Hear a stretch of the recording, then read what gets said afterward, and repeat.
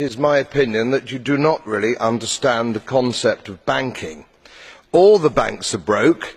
Bank Santander, Deutsche Bank, Royal Bank of Scotland, they are all broke. And why are they broke? It isn't an act of God. It isn't some sort of tsunami.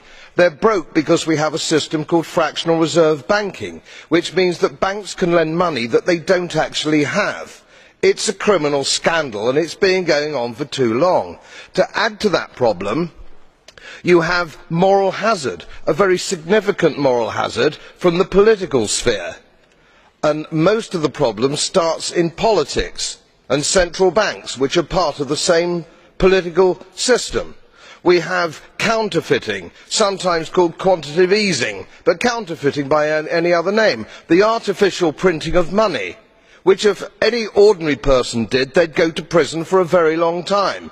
And yet governments and central banks do it all the time. Central banks repress the amount of interest that rates are, so we don't have the real cost of money.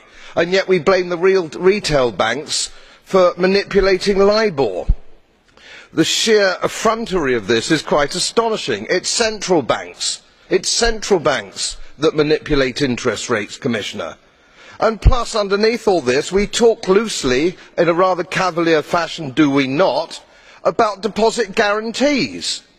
So when banks go broke through their own incompetence and chicanery, the taxpayer picks up the tab. It's theft from the taxpayer. And until we start sending bankers, and I include central bankers and politicians, to prison for this outrage, it will continue.